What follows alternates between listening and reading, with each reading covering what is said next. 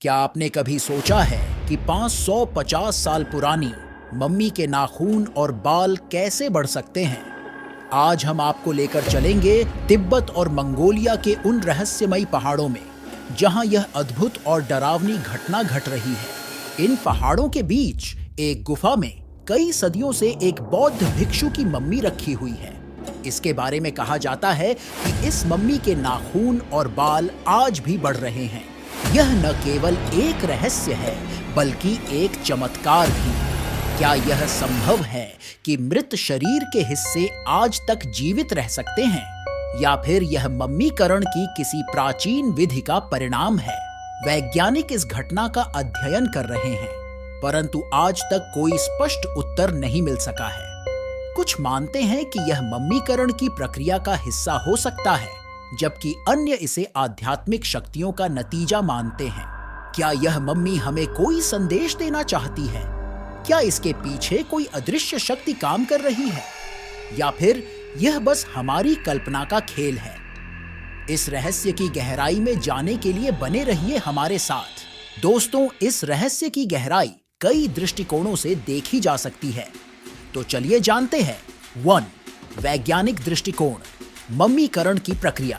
कुछ वैज्ञानिक मानते हैं कि मम्मीकरण की प्राचीन मेथड्स में कुछ ऐसे तत्व शामिल होते हैं जो शरीर के टिश्यूज को लंबे समय तक रिजर्व रख सकते हैं। इनमें से कुछ एलिमेंट मम्मी के नाखून और बालों की वृद्धि का आभास दे सकते हैं।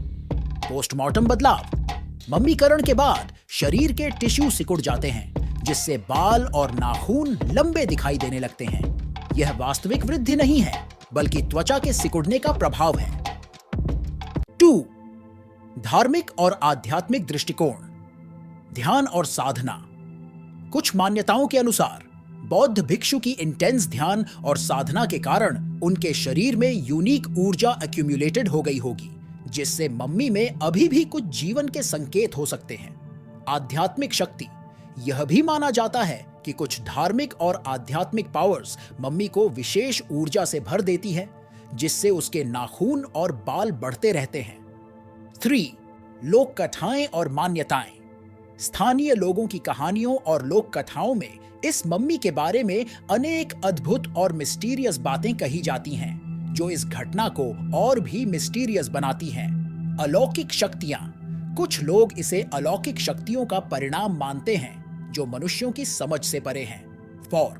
संभावित वैज्ञानिक शोध, डीएनए विश्लेषण। मम्मी के डीएनए और ऊतकों का विश्लेषण करने से यह पता चल सकता है कि इसके शरीर में कौन से विशेष तत्व मौजूद हैं जो नाखून और बालों की वृद्धि का आभास दे सकते हैं।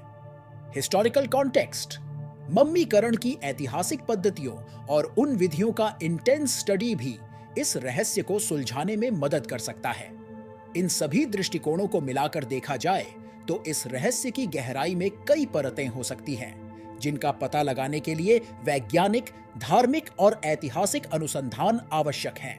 दोस्तों, असली सच क्या है? इसका जवाब अब भी रहस्य में डूबा हुआ है। अगर आपको यह वीडियो पसंद आया तो हमारे चैनल को सब्सक्राइब करें और बेल आइकन दबाएं, ताकि आप अगली बार भी हमारे साथ रहस्यों की दुनिया में जा सकें।